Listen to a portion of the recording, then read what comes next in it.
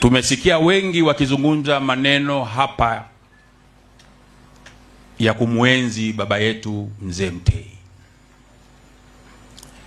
Sifa moja ya Mzee Mtei ambaye mimi ninamfahamu vizuri na nimefanya naye kazi kwa karibu sana, ni mtu mkweli,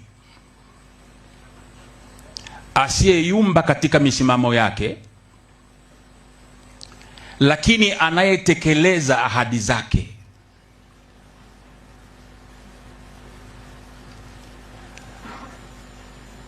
Na kuhitaji Mheshimiwa Waziri Mkuu, utambue wewe na viongozi wenzako wa serikali kwamba taifa letu bado lina maumivu makubwa sana, na nitakuwa mnafiki au Mswahili nisipolisema hili.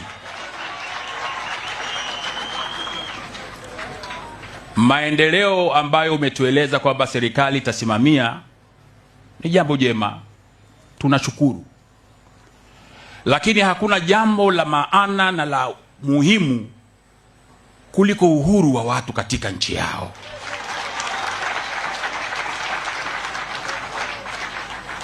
Hawa viongozi wangu wa chama chetu wana maumivu.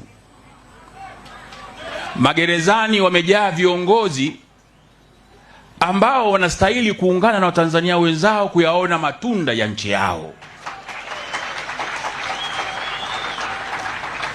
Njia bora kuliko zote za kuleta maendeleo katika nchi yetu, rejesheni kwanza uhuru wa watu, furaha ya watu, haki za watu, na muukiri ukweli pale ambako serikali imekosea. Isione aibu kusema tulikosea hapa, turekebishe. Nina hakika hata viongozi wa chama changu watakuwa tayari kuwasikiliza ili tuitafute kesho iliyo bora katika nchi yetu.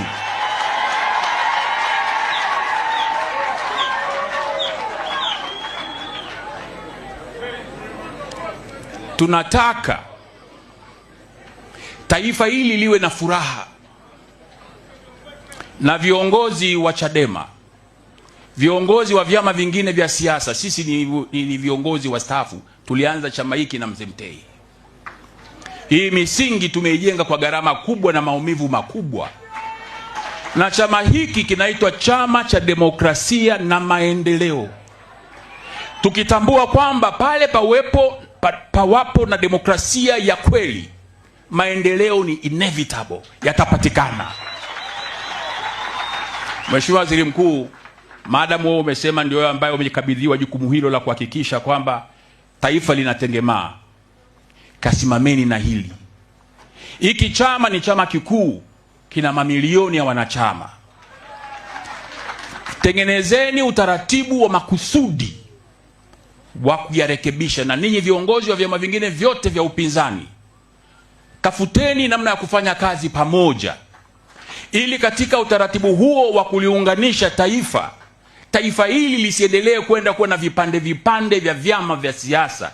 Tunataka taifa moja lenye misingi ya maendeleo, lenye upendo, lenye utengamano, ili hata wale ambao watakuwa katika uongozi katika maeneo mbalimbali wafanye kazi yao kwa furaha na kwa amani. Mimi nina imani kukutanishwa leo mbele ya msiba na jeneza la mzee wetu Edwin Mtei ni mpango wa Mungu. Na haya maneno tunayasema, msitoke serikali mkafikiri Chadema ni wakorofi. Chadema sio wakorofi. Chadema wameonewa, na wanapoonewa ni lazima wasimame, kwa sababu ndio tulichowafundisha katika chama hiki.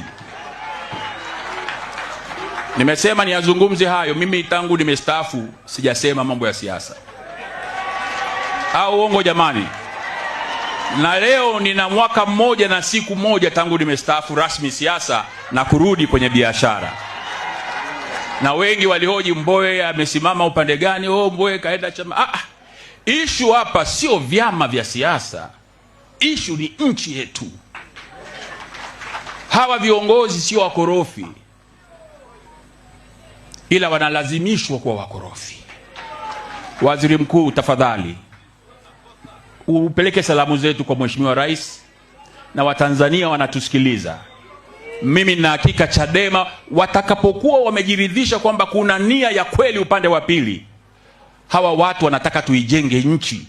Kelele zote hizi sio kwa sababu ya ubinafsi wa madaraka. Kelele zote hizi ni kwa sababu wanataka tuijenge nchi pamoja, nchi ambayo inatambua makundi yote na kuyapa makundi yote nafasi kama ambavyo inastahili kwa mujibu wa katiba na sheria za nchi. Ndugu zangu, namalizia kwa kusema, wanachadema, viongozi, niwaite wadogo zangu wengi nchi nzima, tuitafute suluhu katika matatizo ya nchi yetu. Lakini hiyo nia njema ambayo mimi naomba niwaombe viongozi wa Chadema waisimamie, itakuwa kweli tu pale ambapo upande wa serikali mtaonyesha dhamira ya kweli. Turejeshe taifa letu kwenye mistari na reli ambako lilishafika, tukajenga nchi ya vyama vingi, bunge la vyama vingi, na nimekuwa kiongozi wa upinzani bungeni kwa miaka 10. Kwa hiyo Mheshimiwa Waziri Mkuu, nakushukuru umekuja, na ninawashukuru wana Chadema wote mliofika na viongozi wengine wote katika kumwenzi Mzee Mtei. Ebu process safari ya kutafuta tiba ya taifa ikaanze na ikafanyike. Hawa Chadema wakafanye kazi zao kama ambavyo katiba inawaruhusu. Wale ambao wanastahili haki zao wakapewa haki zao kama ambazo inastahili. Walioko magerezani kwa kesi za kubumabuma basi vile vile wakaachiwe.